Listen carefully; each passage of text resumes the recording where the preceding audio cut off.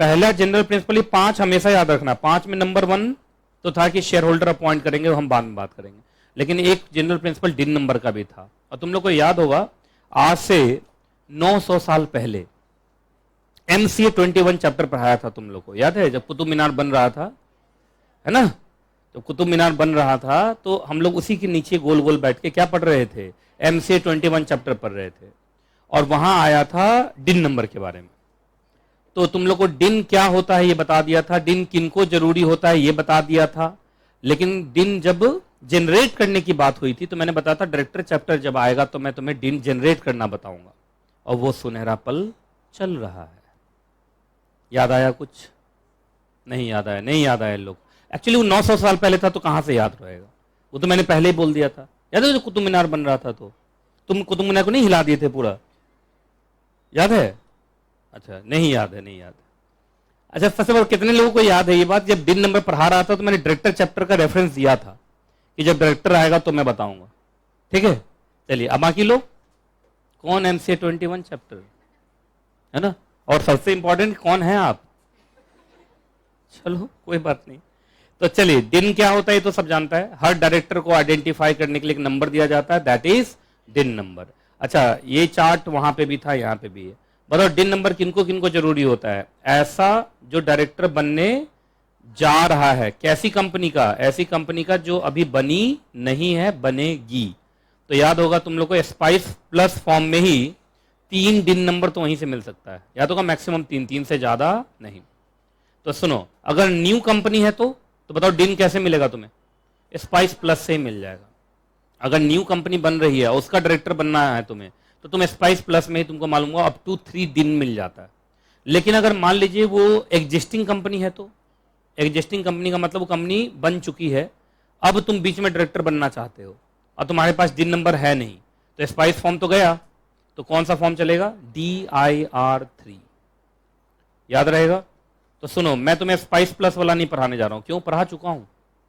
Incorporation of A company chapter में spice plus नहीं पढ़ा दिया तुम लोग को? Spice plus plus agile pros, pro नहीं प्रॉस, याद है? शॉप एंड एस्टेब्लिशमेंट एक्ट भी आ गया, अब सब पढ़ाया हुआ। खैर तो मुझे सिर्फ बताना है ये वाला, बस DIR3 का प्रोसीजर बताना है ना बस। तो DIR3 वाला प्रोसीजर बता देता हूं, चलो आ जाओ ध्यान से सुनो। सबसे पहले ऐसे मैं एक एग्जाम्पल ले लेता हूं। मान लीजिए ये बच्चा है, नाम भूल गया, गौरव, और ये इसको किसी कंपनी का डायरेक्टर बनना है। इसको किसी कंपनी का क्या बनना है? डायरेक्टर। और अभी जनरल प्रिंसिपल में आया था कि डायरेक्टर बनने के लिए डिन नंबर होना जरूरी, और इसके पास डिन नहीं है। और सबसे अजीब बात है रिलायंस में ये बनने जा रहा है डायरेक्टर। तो रिलायंस तो 1976 या 1974 क्या था उसके सिन नंबर में देखा था हम लोगों ने? 76 है 74 है? 76 की बनी हुई कंपनी है, तो ये तो पक्का है स्पाइस प्लस वाला रूट तो मिलेगा नहीं, वो कंपनी एग्जिस्टिंग है। तो इसको कौन सा रूट लेना पड़ेगा? DIR3, और उसके थ्रू इसको क्या मिलेगा? डिन नंबर।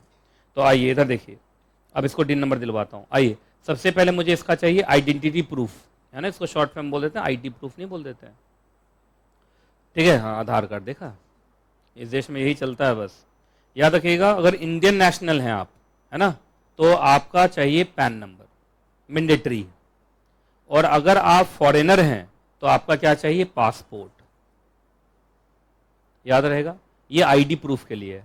अब मैं तुमसे मांगूंगा एड्रेस प्रूफ, जो आधार कार्ड बोल रहे थे ना वो एड्रेस प्रूफ में आएगा, ठीक है? एड्रेस प्रूफ में आप पासपोर्ट देना चाहो पासपोर्ट दे दो, इलेक्शन ID देना चाहो, एक समय में बहुत इज्जत था बेचारा इलेक्शन ID का, जब से आधार आया इसका इज्जत खत्म हो गया।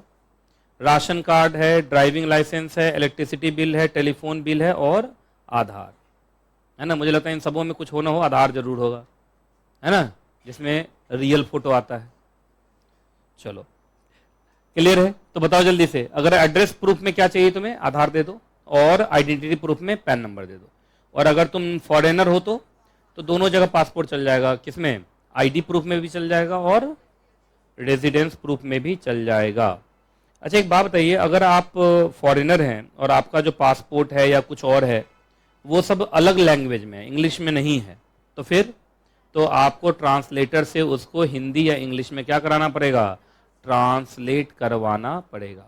बाकी एक बात याद रखना, जो भी आप ID प्रूफ दोगे और जो भी एड्रेस प्रूफ दोगे उसमें आपका नाम, father's name, date of birth इतना तो होना ही चाहिए। याद रहेगा? बाकी अगर फॉरेनर हैं तो अगर फादर्स नेम नहीं भी है तो चलेगा। तो ये क्या मतलब हुआ, अब पता नहीं क्या सोचा गया है। फॉरेन में काफ़ी लोग, तो काफ़ी आज़ादी है वहाँ, तो फादर्स नेम नहीं भी है तो चलता है वहाँ, ठीक है। लेकिन इंडिया में फादर्स नेम होना बहुत ज़रूरी है। चलिए खैर, अच्छा फादर्स नेम लिखने का स्टैंडर्ड हो सकता है हमारे यहाँ हो ना, उनके यहाँ ना हो, ऐसा भी तो हो सकता है भाई। हर देश को कैसे बोलोगे आप, अब सबकी अपनी अपनी संस्कृति है, वहाँ पे फादर्स नेम जानना उतना जरूरी नहीं है। आइए अगला, फोटोग्राफ। कौन सा, इंस्टाग्राम से उठा के, इंस्टाग्राम से उठा के इस बार मुझे पता चला, एक बार तो पासपोर्ट साइज जो फोटो खिंचवाते हैं हम, उसमें व्हाइट बैकग्राउंड भी होता है और ब्लू बैकग्राउंड भी होता है, देखो अलग अलग बैकग्राउंड में भी होता है। तो क्या ज़्यादा अच्छा कौन माना जाता है? आपको मालूम नहीं होगा, इसमें फॉरेन एयरपोर्ट पे मैं यहाँ से लेके गया ब्लू बैकग्राउंड वाला, आपका विश्वास नहीं होगा, 3,000 रुपया मेरे से लिया गया वहाँ, सिर्फ व्हाइट बैकग्राउंड फोटो नहीं था, कहा आपका फोटो खींचा जाएगा, अब फोन से फोटो खींच लिया और 3,000 रुपया ले लिया। वो एक तरीके से उन्होंने क्या लगा दिया, पेनल्टी लगा दिया मेरे ऊपर। तो ये तुम लोग को भी सिखा दे रहा हूँ, अगर आप पासपोर्ट साइज फोटो खिंचवाना ना तो व्हाइट बैकग्राउंड वाला खिंचवाना, वो तुम्हारा हर जगह चलेगा, क्योंकि अब धीरे धीरे इसमें भी लॉ बनने लगा जगह जगह।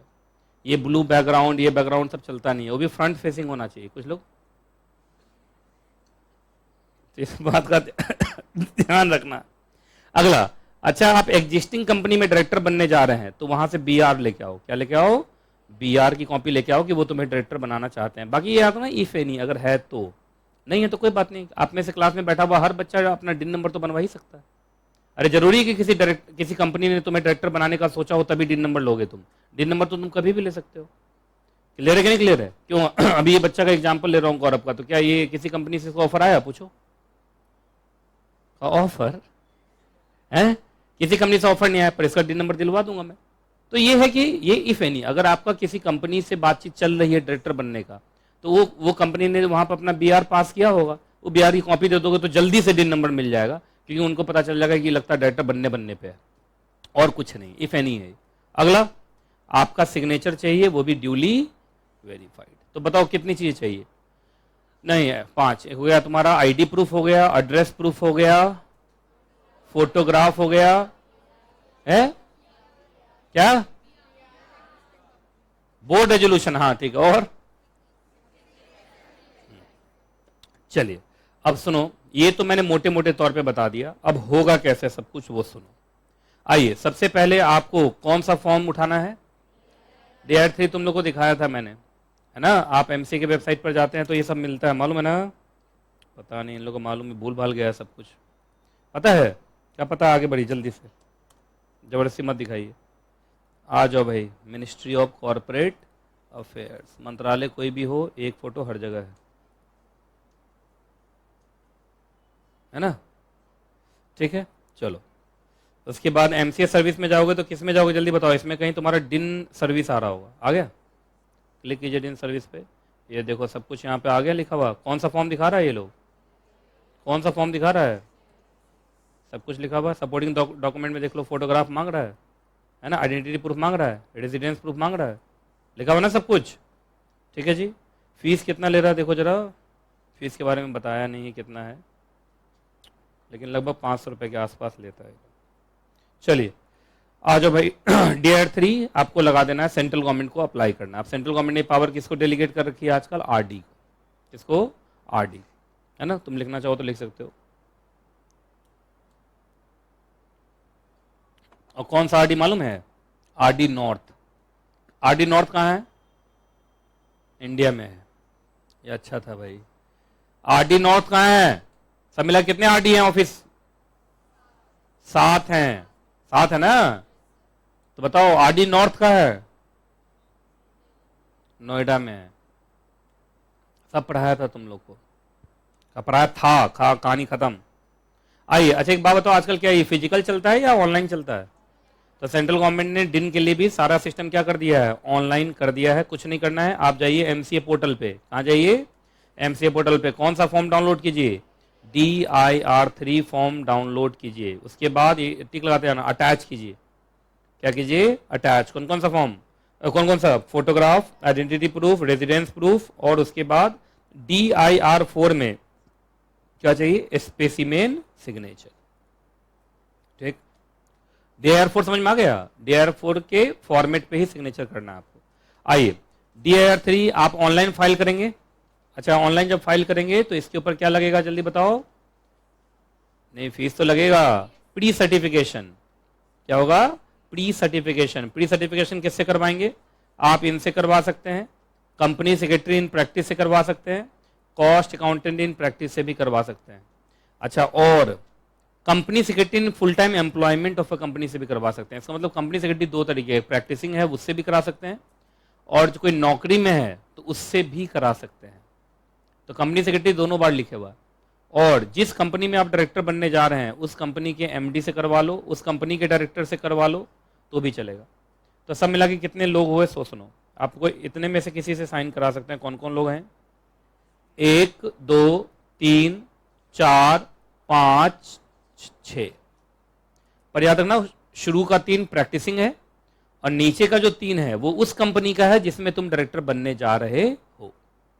तो जैसे रिलायंस में डायरेक्टर बनने जा रहा है तो रिलायंस का कंपनी सेक्रेटरी साइन कर दे, रिलायंस का MD साइन कर दे, या रिलायंस का कोई डायरेक्टर साइन कर दे तो भी चलेगा। याद रहेगा। तो इन 6 में से किसी एक से साइन करवा लेना, ज्यादा अच्छा तब लगेगा जब आप PCS से साइन करवाएं, प्रैक्टिसिंग कंपनी सेक्रेटरी से साइन करवाएं। ठीक है, आइए फीस कितना लगेगा भाई, 500 रुपया। जहां तुम सबमिट बटन क्लिक करते हो सब पढ़ाया हुआ तुम लोग को, फॉर्म चला जाता है सीधा सेंट्रल रेपोजिटरी में। कहा, सेंट्रल रेपोजिटरी में। वहां पे एक वर्क आइटम क्रिएट हो जाता है। कहां वर्क आइटम क्रिएट होगा, RD नॉर्थ ऑफिस में किसी स्टाफ के कंप्यूटर पे आ जाएगा कि एक एप्लीकेशन आया। कौन एप्लीकेशन, डिन एप्लीकेशन। तो सुनिए, यहां पे एग्जैक्टली जहां डिन एप्लीकेशन होगा तुरंत तुमको क्या मिल जाएगा, प्रोविजनल डिन। तो क्या ये भी फाइनल है या प्रोविजनल है, अभी मात्र ये प्रोविजनल है। और याद रखना, प्रोविजनल के बाद अब चेकिंग चलेगा, सारे डॉक्यूमेंट का क्या चलेगा, चेकिंग।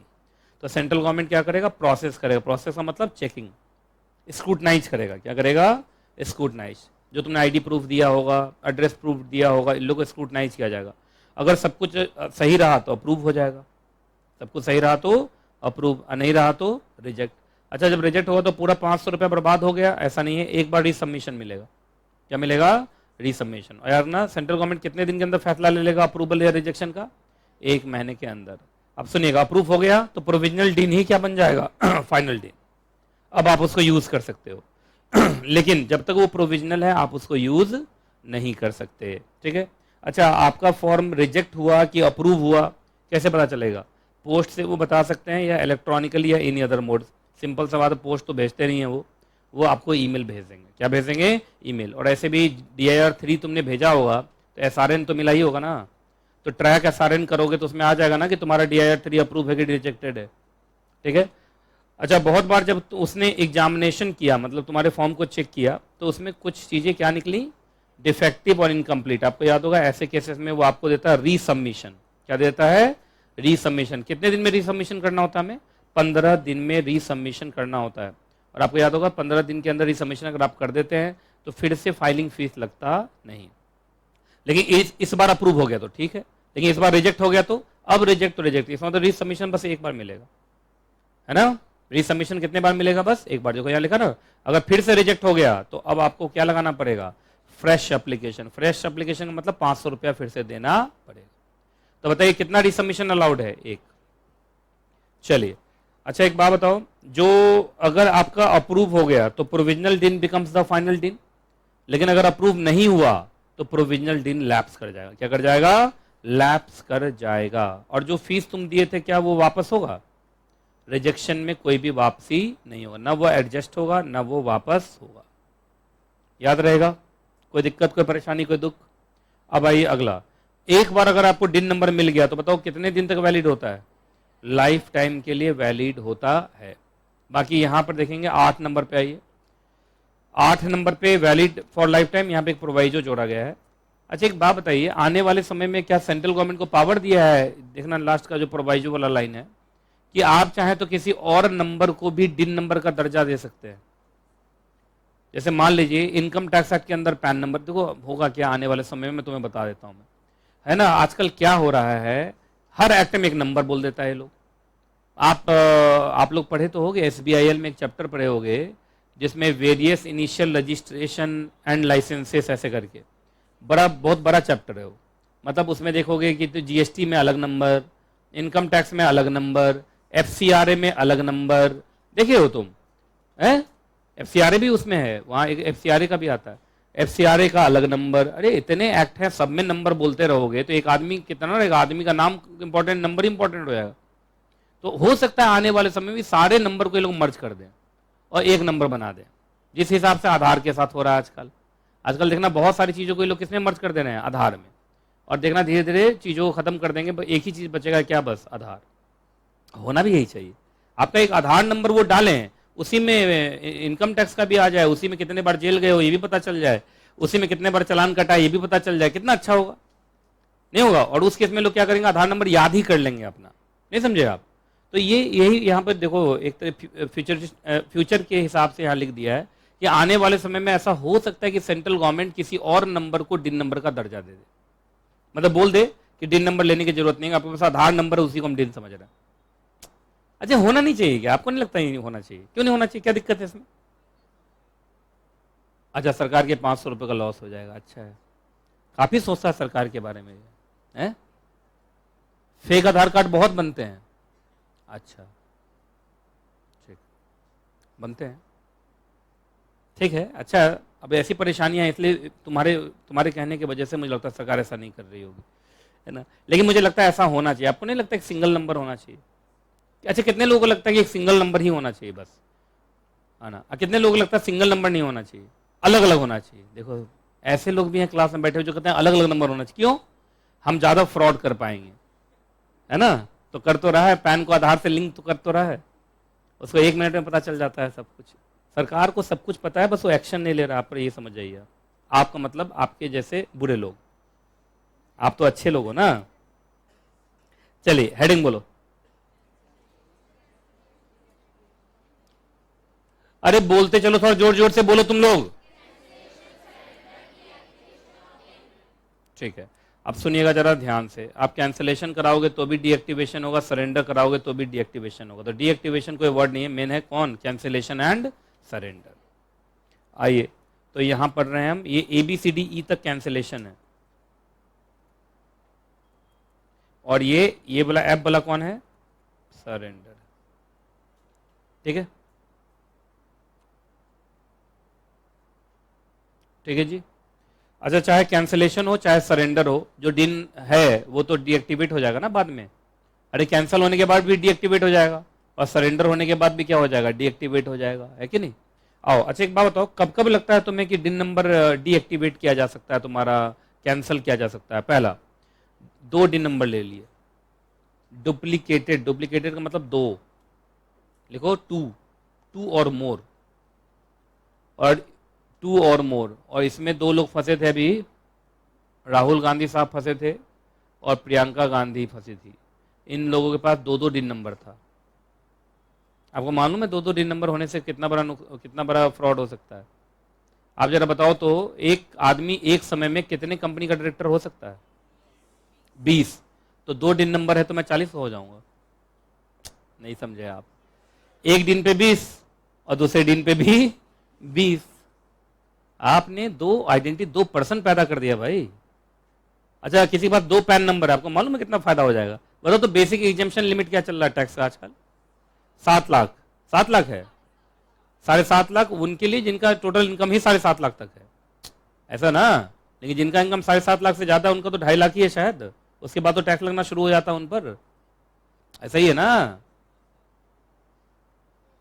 तुम लोग इधर दिन देखो तुम लोग, ठीक है? अगर मेरे पास 2 पैन नंबर है तो आपको मालूम है 7.5 लाख का 2 बार एग्जाम्पशन ले लूंगा मैं, तो मैं 14 लाख एग्जाम करा लूंगा। तो ये सब बहुत गलत माना जाता है, मालूम है आपको? तो सुनिए, अगर हाँ 15 लाख, सॉरी 7.5 कितना हो गया, 15 लाख हो गया, ठीक है, थैंक्स फॉर करेक्टिंग मी। अब मेरी बात को ध्यान से सुनिएगा, 2 पैन नंबर लेना क्या मतलब नॉर्मल है कि एक से भले 2, या ये ऑफेंस है? जी ऑफेंस है, जब पकड़े जाएंगे। अच्छा, जब पकड़े जाएंगे तो एक को डीएक्टिवेट किया जाएगा या दोनों को डीएक्टिवेट किया जाएगा? एक को अदालत है यार, एक को डीएक्टिवेट किया जाएगा, और उसका जो डेटा है वो दूसरे के साथ मर्ज कर दिया जाएगा। किसके साथ मर्ज किया जाएगा? जो वैलिड होगा उसके साथ मर्ज कर दिया जाएगा। और जो इनवैलिड है वो गया। जैसे मान लो तुम एक दिन पर 20 दिखा रहे थे, दूसरे दिन पे भी तुम 20 दिखा रहे थे, तो सुनो सुनो सुनो इधर सुनो, जो दूसरा दिन लिए वो इलीगल हुआ ना, नहीं समझे आप? जो दूसरा दिन लिए वो क्या हो गया? ओवर एंड अबव हो गया, तो वो हो गया इलीगल। तो क्या एक बात बताइए, जो दूसरा दिन डीएक्टिवेट होगा और उसमें जो 20 कंपनी में डायरेक्टर बने हुए हो, क्या वो भूल जाएगा सरकार, या वो 20 को भी जोड़ेगा फर्स्ट पे ही? अब 20 को जोड़ेगा फर्स्ट पे तो पूछा जाएगा तुम 40 में कैसे हो गए भाई, अलाउड तो 20 ही है। जैसे मतलब तुम कंपनी से क्या कर रहे हो, कॉन्ट्रावेंशन कर रहे हो। बाकी 20 को कहेगा छोड़ने के लिए तुरंत, यही होगा ना। तो इसमें फंसे थे तुम लोग, नहीं जानते हो, न्यूज नहीं जानते हो, राहुल गांधी वाला और प्रियंका गांधी वाला है? तुम राहुल गांधी का नहीं देखते हैं? अच्छा, चलो बी पॉइंट। अच्छा, अगर कभी भी पता चला कि रॉन्गफुल मैनर में या फ्रॉडुलेंट ढंग से तुम डिन लिए हो तो, अरे बोलो तो बोला तो उधर से कुछ आना चाहिए ना, तो फिर ये गलत माना जाएगा और डीएक्टिवेट हो जाएगा। अगला, अच्छा बेचारा डायरेक्टर ना रहा, डेथ हो गया उसका, तो डिन नंबर का भी डेथ हो जाएगा। अच्छा अगला, डेथ नहीं हुआ लेकिन लगभग माइंड से डेथ हो गया, बताओ कौन कौन? लुनैटिक जो ज्यादातर तुम रहते हो, और दूसरा पर्सन ऑफ अनसाउंड माइंड, वो तो फाइनली है ना। तो अगर ये हो गया तो भी वो आप जानते हैं ना, आप कॉम्पिटेंट टू कॉन्ट्रैक्ट नहीं है, और आप इंसॉल्वेंट डिक्लेयर हो गए, दिवाली के दिन दिवालिया हो गए, तो जल्दी बताइए कब कब कैंसिल हो सकता है? जो साथ साथ बोलता वो हीरो है, और जो साथ साथ नहीं बोलता वो जीरो है। ऑनलाइन वाले बच्चे टाइप करके दिखाओ। अगर मैं ऑनलाइन स्टूडेंट होता ना कभी भी अपने जमाने में, मेरे जमाने में तो ये सब होता ही नहीं था, तो मैं पक्का टाइप करता रहता। टीचर कुछ भी बोलता मैं उसको टाइप कर देता पकड़ के। उससे क्या होता कि मुझे याद होता रहता और मैं क्लास से जुड़ा हुआ होता। तुम सोचो, जो बच्चा D2H में पढ़ रहा है, कंप्यूटर चला के बस बैठा हुआ है, वो तो कुछ देर में सो जाएगा। आपको कुछ कुछ एक्टिविटी करते रहना पड़ेगा। यहाँ का बच्चा तो एक्टिविटी करता रहता, कभी करता रहता है, लेकिन वो पता नहीं क्या कर रहा होगा, और घर पे कंफर्ट होगा, कंफर्ट के चक्कर में वो धीरे धीरे क्या करेगा, सो जाएगा। और मौसम भी आजकल ऐसा ही हो रहा है, सोने के लिए पूछना नहीं पड़ रहा है, अन्ना मन को बताना पड़ रहा है, अपने आप सो जा रहे हैं। ऐसा हो रहा है ना आजकल। तो इसलिए जो बच्चे D2H वाले हैं, थोड़ा तुम लोग ध्यान देना यार। अच्छा सरेंडर, अच्छा सरेंडर का मतलब क्या? अपने मर्जी से वापस करके जा रहे हैं, पर याद रखना अपने मर्जी से वापस आप करके जा रहे हो तो ऐसा ही दिन सरकार वापस लेगी जो कभी यूज ना हुआ हो। तो इसके लिए दो कंडीशन है। पहला कंडीशन ये है कि he has never be appointed as a director in a company, number 1। And का मतलब plus, the said DIN has never be used for filing any document with any authority. मतलब सर मैंने DIN लिया था, जैसे ये गौरव को दिन नंबर दे दिया गया है ना, दिन 420 मिला इसको। क्या मिला? दिन 420, ठीक है ना। और बड़े शौक से कि टीचर ने दिन पढ़ाया तो आज दिन लूंगा, शाम में बेचारा दिन ले लिया। 20 साल गुजर गए, कोई कंपनी इसको नहीं बुलाई। अब इसको उस दिन नंबर को देख के फ्रस्ट्रेशन हो रहा है। क्या हो रहा है? फ्रस्ट्रेशन। तो ये दिन वापस करना चाहता है। तो क्या ये वापस कर सकता है सरकार को? तो ये आराम से 2 डिक्लेरेशन दे देगा, साहब मैं कभी डायरेक्टर नहीं बना और ये दिन नंबर आज तक किसी फॉर्म पे लिखा नहीं गया, तो एक काम करो आप ही रख लो, मुझे इसकी जरूरत नहीं है। मुझे ये देख देख के और क्या होता है, फ्रस्ट्रेशन होता है। तो अगर ऐसा कुछ हो, अगर ये 2 डिक्लेरेशन ये दे दे तो क्या सरकार वापस ले लेगी? अच्छा, लेकिन बाद में पकड़ाया कि तो डायरेक्टर कहीं था, वो दिन नंबर यूज हुआ था, तो तुमने इसका मतलब गलत डिक्लेरेशन दिया, तो जाएगा जेल। क्लियर है? समझ में आ गया? अच्छा बताओ, सरेंडर के लिए कौन सा फॉर्म लगाएगा? DIR 5 में अप्लाई करेगा कि साहब हम कभी डायरेक्टर बन नहीं पाए और ये दिन नंबर कभी यूज हो नहीं पाया, तो आप ही रखो अपना दिन नंबर, है ना, किसी और को दे देना जिंदगी बर्बाद करने की। चलिए, तो मजा आया तुम लोग को फिर दिन नंबर के बारे में पढ़ के? आइए हेडिंग बोलो।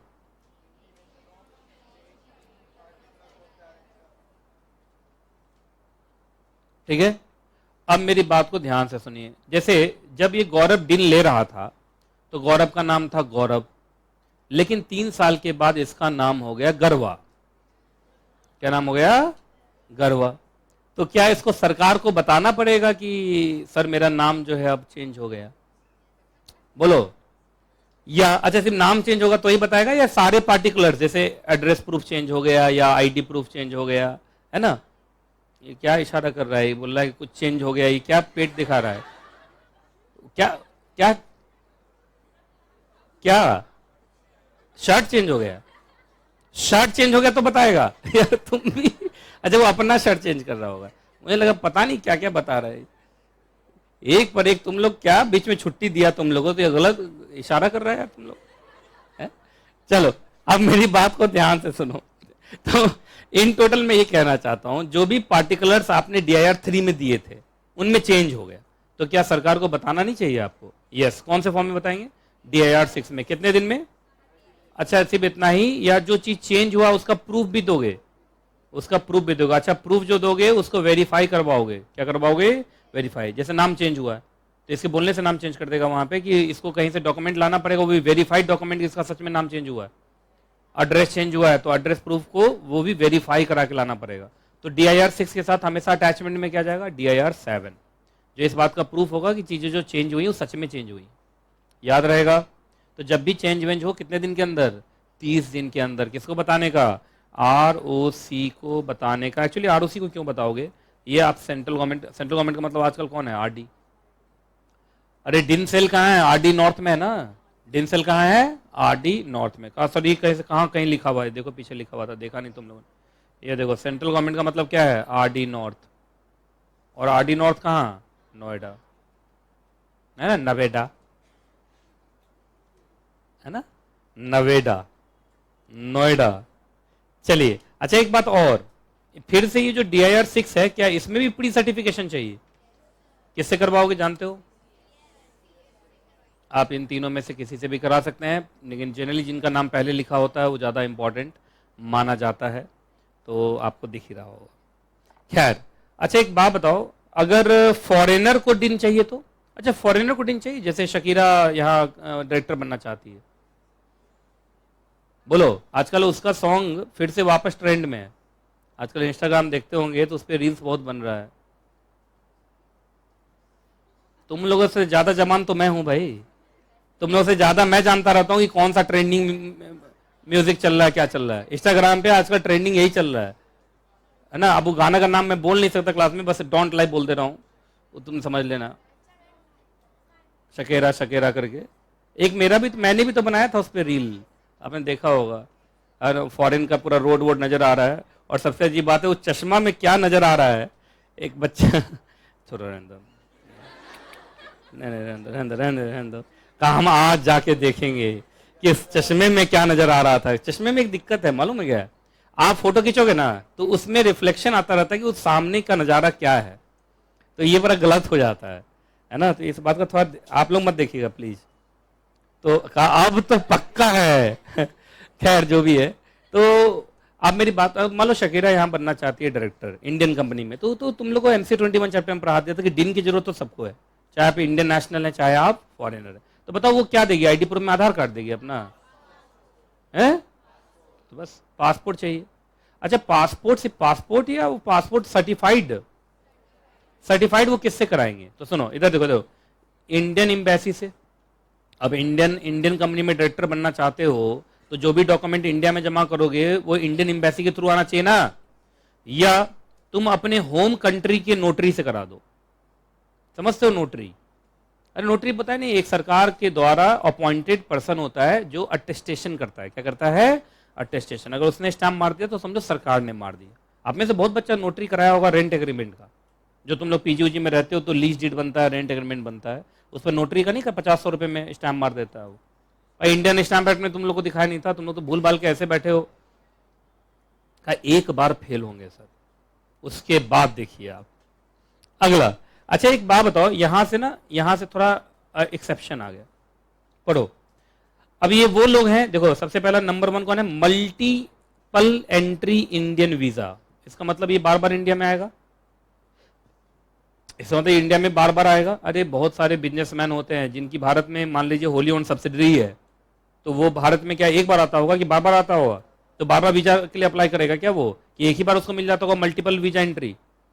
वो हो गया। तो लो नंबर 1। नंबर 2, या तुम हो पर्सन ऑफ इंडियन ऑरिजिन, जो बच्चा दोनों मॉड्यूल पढ़ता है, फेमा में आता है, पर्सन ऑफ इंडियन ऑरिजिन।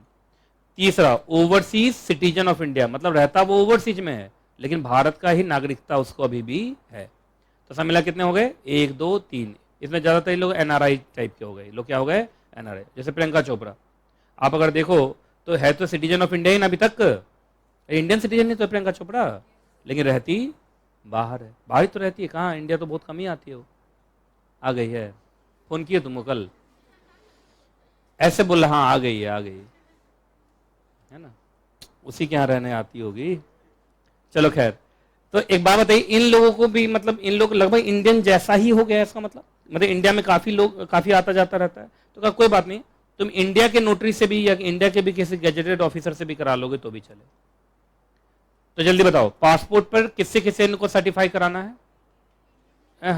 हाँ पहले तो हाँ ठीक है, इंडियन एम्बेसी से या अपने कंट्री के नोटरी से। लेकिन अगर ये मल्टीपल एंट्री वाला है, पर्सन ऑफ इंडियन ऑरिजिन है, ओवरसीज सिटीजन ऑफ इंडिया है, तो जरूरी है अपने होम कंट्री के नोटरी से करा के आए। कि भारत का नोटरी कर देगा तो भी चलेगा, भारतीय नोटरी कर दे तो भी चलेगा, या भारत का कोई भी गेजेटेड ऑफिसर कर दे तो भी चलेगा। ठीक है, एक बात ध्यान रखिएगा, हम जो कंपनी सेक्रेटरीज हैं या चार्टर्ड अकाउंटेंट है या सीएमए है, हम लोग कंपनीज एक्ट के अंदर के गेजेटेड ऑफिसर हैं, दूसरे एक्ट के लिए नहीं है। जैसे बहुत सारा बच्चा ना मेरे पास पूरा घर खानदान का डॉक्यूमेंट ले आता है कि आप उसको अटेस्ट कर दीजिए। मैं बोलता हूँ मैं अटेस्ट कर तो दूंगा, वो चलेगा नहीं। हमारा साइन सिर्फ कंपनी मतलब कॉर्पोरेट लॉ, कॉर्पोरेट वर्ल्ड में चलता है, नॉर्मल में नहीं चलता है। लेकिन अब 2-4 जगह मेरा बच्चा फिर भी चलवा लिया मेरा साइन। वो लाइब्रेरी में कुछ कार्ड वार्ड होता है तुम लोग का, दिल्ली पब्लिक लाइब्रेरी में, तो उसमें वो किसी ऑफिसर से मांगता है, तो मेरा स्टैंप लेके गया, उसको मिल भी गया वहाँ। उसको क्या मालूम कि कौन है ये, का स्टैंप लगा, हो गया, बड़ा ही ऑफिसर होगा जो भी होगा। और पर साइन मैंने ऐसा किया कि कहा तो बड़ा ही ऑफिसर लग रहा है। तो ऐसा नहीं है, लेकिन ये हम लोग कॉर्पोरेट वर्ल्ड में तो गैजेटेड ऑफिसर हैं, लेकिन नॉन कॉर्पोरेट वर्ल्ड में हम गैजेटेड ऑफिसर नहीं है। वहां पे कौन कौन होता है बताओ? नहीं, आईएएस तो खैर है ही, या सरकारी जितने लोग सरकारी नौकर सब जितने होते हैं, सरकारी ऑफिसर्स होते हैं वो लोग होते हैं। वकील है, डॉक्टर है, वो भी सरकारी मेडिकल कॉलेज का जो होता है वो सब जानते हैं ना, इसको गैजेटेड ऑफिसर कहते हैं। चलो डिन फॉर्म कुछ है, एक बार जरा जल्दी से देख लो। तो इसमें से कौन कौन हम पढ़ चुके हैं?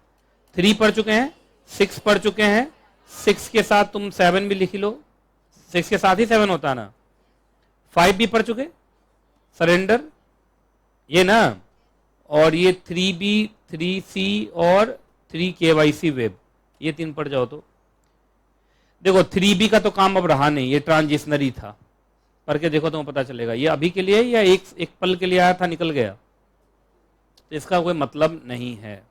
हाँ DIR 3C अप्लीकेबल है। क्या अप्लीकेबल है बताइए, बोलो? कि किसी भी कंपनी में जितने भी डायरेक्टर होते हैं उन सबों का डिन नंबर लेके किसको फाइल करना होता है? ROC को। ये तो चलता रहेगा। DIR 3C कौन फाइल करेगा? कंपनी। कौन फाइल करेगी? कंपनी। किसको फाइल करेगी? ROC। ठीक है, उसके बाद अब आओ KYC। आजकल बीच में बड़ा KYC चला था सारे डायरेक्टर्स का, और बहुत सारे लोग डिस्क्वालीफाइड भी हो गए थे, तो वो उस समय का था। आजकल ना KYC भी इन लोगों का क्या हो रहा है? ऑनलाइन। क्या हो रहा है? ऑनलाइन। तो उसे क्या नाम हो गया? KYC web. KYC वेब का मतलब ऑनलाइन। चलो